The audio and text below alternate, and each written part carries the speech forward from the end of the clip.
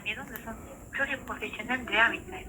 Pour joindre le cabinet médical, tapez 1. Mon cabinet médical est fermé pour cause de grève du 5 au 15 janvier inclus. Il n'y aura pas d'accueil téléphonique et ni physique durant cette période. Pour toute urgence, veuillez contacter le 15.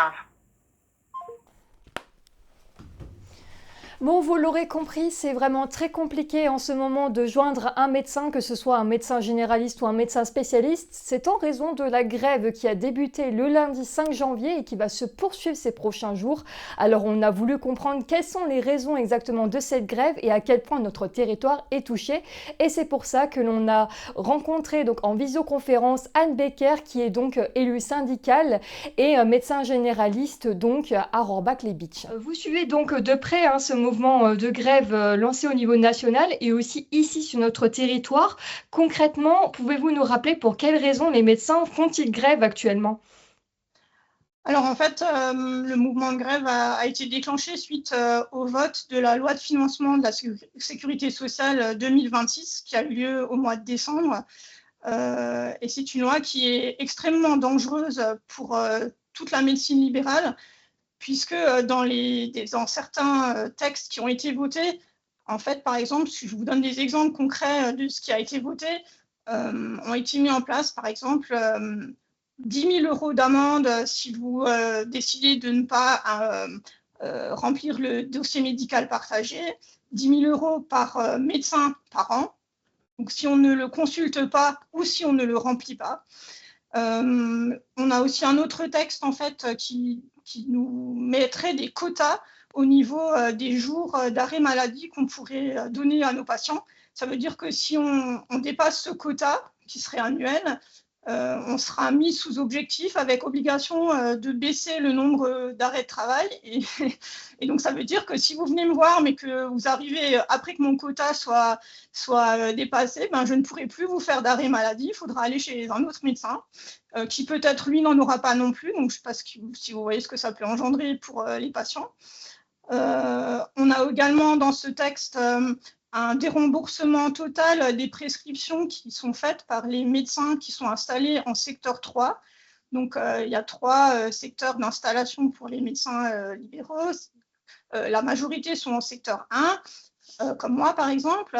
Et le secteur 3, ce sont des médecins qui ont choisi de ne pas être conventionnés. Pour l'instant, c'était uniquement leur consultation qui était très, très peu remboursée, de l'ordre de 50 centimes, mais toutes les prescriptions qu'ils faisaient étaient prises en charge par l'assurance maladie. Et là, dans ce texte qui a été voté, ces prescriptions-là ne seront plus du tout prises en charge par l'assurance maladie, même si elles sont effectuées par un radiologue, un laboratoire ou autre spécialiste qui, lui, serait conventionné. Donc, ça voudrait dire que les patients ne seraient plus du tout remboursés de rien. Donc, c'est quelque chose qu'on ne peut pas accepter. Et encore un autre point très, très important dans ce texte, c'est que le directeur de la Caisse nationale d'assurance maladie aura la possibilité de baisser de façon unilatérale les tarifs de nos actes. Donc, ça veut dire que si un jour il décrète qu'un acte est finalement trop coûteux, il peut décider de le dévaloriser, en fait, sans notre avis, sans faire de négociation. Donc, ce sont vraiment des propositions, enfin, même plus des propositions, ce sont des obligations qui sont pour nous complètement inacceptables. Et donc, attendez-vous là concrètement, suite à ce mouvement de grève, pouvoir rediscuter avec le gouvernement, reposer les sujets sur la table ?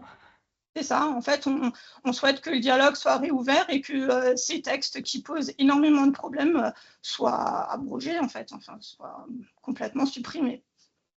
Alors en attendant donc ce mouvement de grève là se poursuit encore ces prochains jours. On annonce encore un début de la semaine prochaine des médecins grévistes. Concrètement sur notre territoire actuellement, ça signifie quoi, notamment vous qui travaillez au Pays de Bitche, quel retour vous avez de vos collègues? À quel point ce mouvement de grève là est-il suivi actuellement au Pays de Bitche? Alors, pour vous dire, pour placer au niveau territoire français, on a, suivant les territoires, 50 à 75% de grévistes, ce qui est quelque chose de totalement inédit. C'est un mouvement qui est complètement historique, ça n'a jamais existé, sachant que c'est un mouvement de grève qui impacte les médecins généralistes et les spécialistes.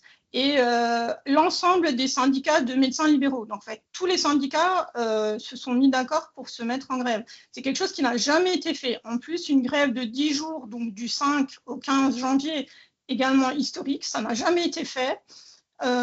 Pour ce qui est du Pays de Beach, on est à 50% de cabinets qui sont grévistes, qui sont en fait avec une modulation qui sont soit complètement fermés, soit qui travaillent complètement au ralenti. Donc on est bien dans les chiffres nationaux au niveau du Pays de Beach. Et est-ce qu'il y a des répercussions aussi, parce que là on parle surtout voilà, de la médecine de ville, des spécialistes, est-ce qu'il y a des répercussions en ce moment même sur les hôpitaux voilà, suite à ce mouvement de grève là particulièrement? Alors évidemment, puisque ça touche toutes les cliniques où il y a des médecins qui exercent à titre privé, donc c'est pas les hôpitaux comme l'hôpital de Sarreguemines où c'est un hôpital public, mais tout ce qui est clinique privée, notamment proche Alsace, ils vont stopper complètement leur activité à partir de fin de semaine. Donc, il y a de nombreux chirurgiens, anesthésistes, gynéco-obstétriciens qui vont cesser toute activité. Les blocs ont été déprogrammés. Et pour vous dire l'ampleur que prend le mouvement, c'est qu'au niveau national, on a environ 2500 spécialistes, donc ce que je viens de vous dire, chirurgiens, anesthésistes et gynéco, autres spécialistes qui ont décidé de partir quelques jours en Belgique à partir de dimanche en bus. À partir de Paris, tous ensemble, pour vous dire que c'est vraiment un mouvement qui va prendre une énorme ampleur et complètement inédite, quoi. D'accord. Et toujours en parlant de ce mouvement-là, ce week-end est prévue une grande mobilisation à Paris. Est-ce qu'on sait déjà à quoi doit-on s'attendre finalement sur la capitale aujourd'hui? Alors donc ce sera une grosse manifestation qui aura lieu le 10, samedi, et où l'ensemble des syndicats de médecins libéraux participent. Là également complètement inédit. On va même être rejoint par des syndicats d'infirmières aussi qui ont posé cette semaine un préavis de grève et qui souhaitent s'associer à la manifestation parce qu'il faut rappeler que les infirmières sont elles aussi très impactées par les mesures tarifaires du gouvernement. Donc, ça risque de mobiliser un grand nombre de personnes toute l'après-midi à Paris. J'espère que ça portera ses fruits et que les gens vont se rendre compte de l'ampleur du mouvement, en fait.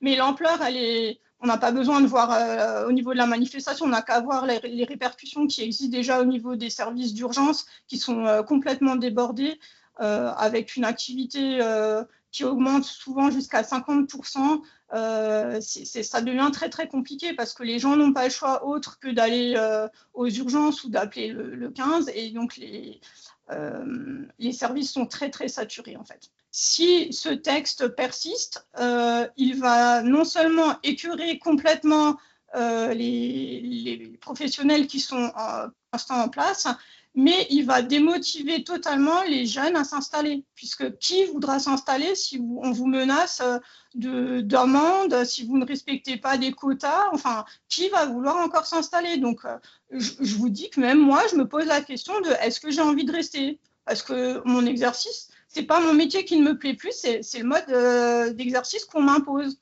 Et je réfléchis, et c'est pas des mots en l'air, je réfléchis à partir de l'autre côté de la frontière pour avoir moins de contraintes.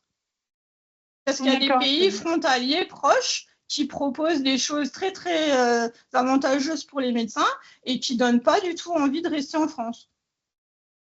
Et je ne suis pas du tout la seule à me poser cette question, hein, et ce n'est pas des paroles en l'air. Quand je le dis à mes patients, je dis si ça continue, je ne pense pas que je vais continuer longtemps. Je comprends en tout cas voilà, votre point de vue et l'ensemble des revendications. En tout cas, merci beaucoup. On va suivre ça de près. Donc, on doit encore s'attendre là à quelques jours de grève ici aussi sur notre territoire. Oui, c'est jusqu'au 15 janvier, en espérant que le gouvernement va nous entendre. On ne sait jamais s'il devait nous entendre avant, on lèvera le mouvement. Hein. Y a pas, voilà, si on nous écoute, il n'y a aucun problème. Mais il faut qu'il rouvre le dialogue, ce qui n'est pas franchement le cas pour l'instant. Hein. Malheureusement. En tout cas, on va suivre tout ça de près, les répercussions, mais aussi voilà, la suite finalement donnée à ce mouvement de grève-là. Merci beaucoup, hein, Anne Becker, d'avoir pris le temps de répondre à nos questions pour Mosaïque Cristal. Merci à vous.